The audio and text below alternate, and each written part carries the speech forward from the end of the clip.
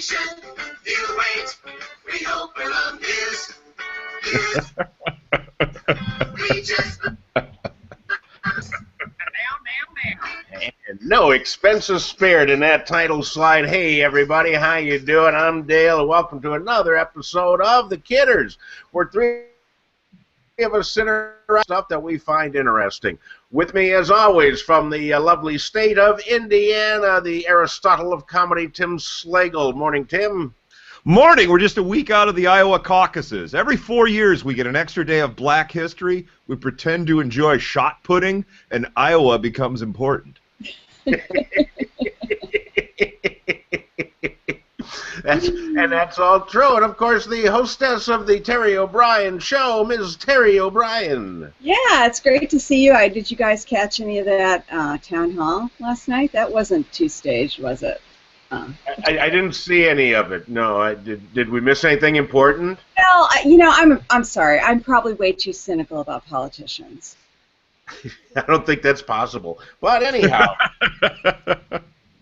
well, we've got some interesting things that we found in the news this week, and the first one I think is I find both exciting and very disturbing. By 2050, which is only 35 years from now, people will be having more sex with robots than they will be with other people. Apparently, robot sex is starting to, it's not your daddy's blow-up doll anymore. These are real live robots that can almost behave like humans.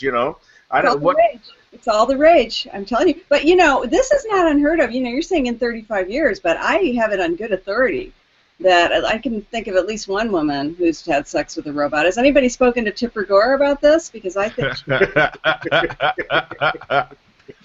I actually looked into this. Between the microchips and latex, these robots will be 98% silicone.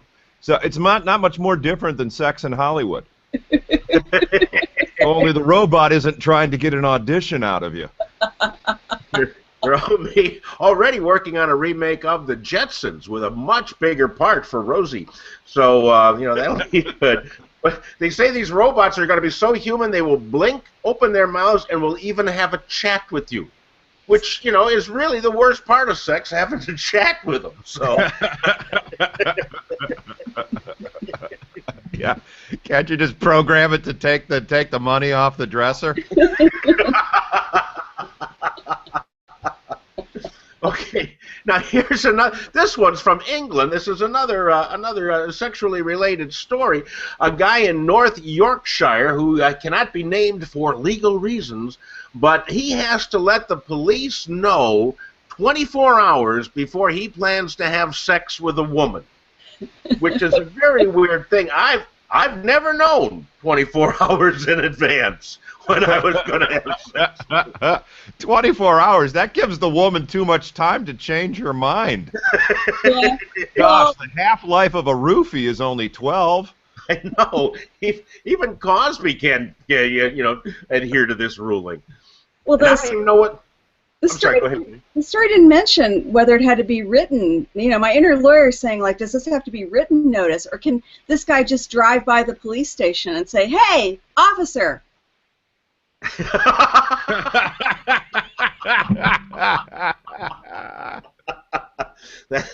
That's usually what I do, but I just drive by, high schools. And but anyhow. Now here's another. Now I don't know why the whole world is obsessed with sex, but in Austria, which you would think is a nice place, Austria, they're trying to cut down on the attacks on women, so they're passing out cartoons to the Austrians that show a man hitting a woman with a red circle and a line through it, or a red cross through it, and then they're showing two guys and two girls kissing, and that gets a green check mark. So it's all right, gay kissing is all right, don't beat women, but it's all in cartoons. Yeah, what idiot thought of this? Stopping violence? Yeah, we all know how radical Muslims react to cartoons. The guys don't look like Muhammad. They didn't show, in another country they had one where a woman was walking from behind and a guy was putting his hand right on her ass. And I saw that, and I thought, well, if Hillary sees this, she's going to want those in the White House if she ever gets in, because well, this means you. She's going to want all the interns to have it on their T-shirts. It was from, I think, the Middle East, where when you put your hand on somebody's ass, really, you better pet them first. So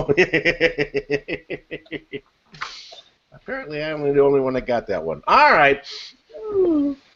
All right, in Idaho, this is my favorite story of the week. In Idaho, these two guys were trying to smuggle in 20 pounds of pot from Nevada to Montana, because, you know, that's where I think the guys are holed up in the federal building. Anyhow, they're trying to smuggle all that, and then they broke the cardinal rule, as told by Tony Montana: never get high on your own supply.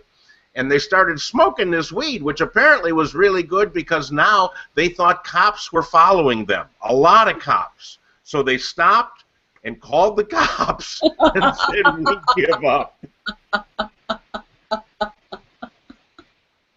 This is a movie. I'm just trying to figure out which. A Harold and Kumar movie, yeah, for sure. Several movies, actually, but I love this story as well. What do you think, Tim? I didn't know we were doing that story. Oh.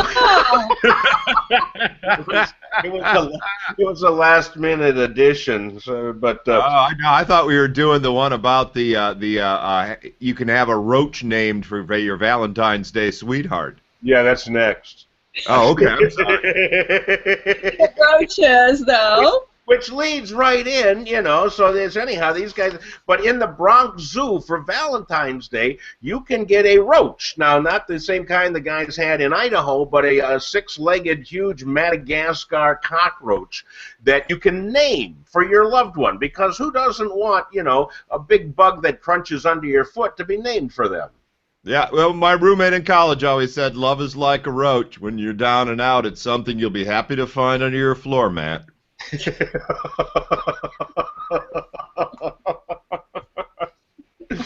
And if you take them out for a walk, of course, make sure they're properly secured with a roach clip. But Teri, what do you think about this? Would you like to have a roach named after you? No, I don't think. Well, you know, I saw this. I thought, well, name it after me. But am I going to get a little picture? Is he going to write me a little note every month, like those kids do, that they talk about? You know, that you sponsor. I'm getting a little something for the effort. Teri, we a little love you note from the roach. Teri, me and my 100,000 children all love you. And he'll have a picture of Sally Struthers. And finally, our last story of the day. Ben and Jerry, the hippie ice cream makers from Vermont, have decided to make Bernie Sanders ice cream. They're naming a flavor called Bernie's Yearning, which sounds like something you'd hear at the urologist. But Bernie's Yearning is mint ice cream with a layer of chocolate on top, which stands for the 1%. So you have to dig through the chocolate and break it all up and mix it up so everybody gets a taste. Yeah, I had the same thought as you, Dale. I thought, Bernie's Yearning, that's a real problem. And it does sound like either something at the urinal or something that you take some Viagra for, or, is this what they mean by feel the burn? It's just, none of this is good. But they really do need to think of some different names, right? I mean, I'm thinking of, I thought of some. I actually wrote them down. For other candidates? No, for Bernie. Okay. Bernie. I mean, what about, like, hammer and sickle sprinkle? How about they could go for the health food market? They could add some Chinese herbs. They could call it ginkgo pinko. My favorite one is actually Hefty Lefty. I think they should go with that.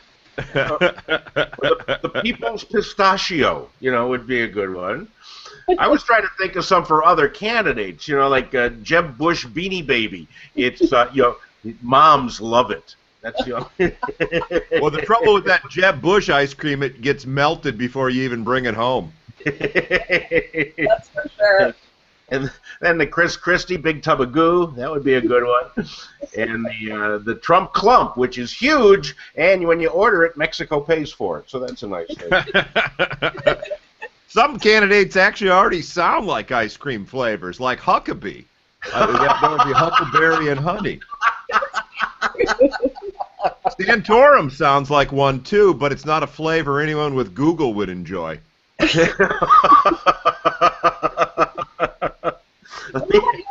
How about Hillary? How about Tutti Frutti Pantsuti? Oh, yeah, very it nice. It has the nuts from the Bill flavor. And, He's got those locked up, definitely. And then possibly they could have the Bloomberger, which will not taste like any food that's fun to eat. You know, it's probably tastes like kale. And you can only have really small portions, right? Only small portions.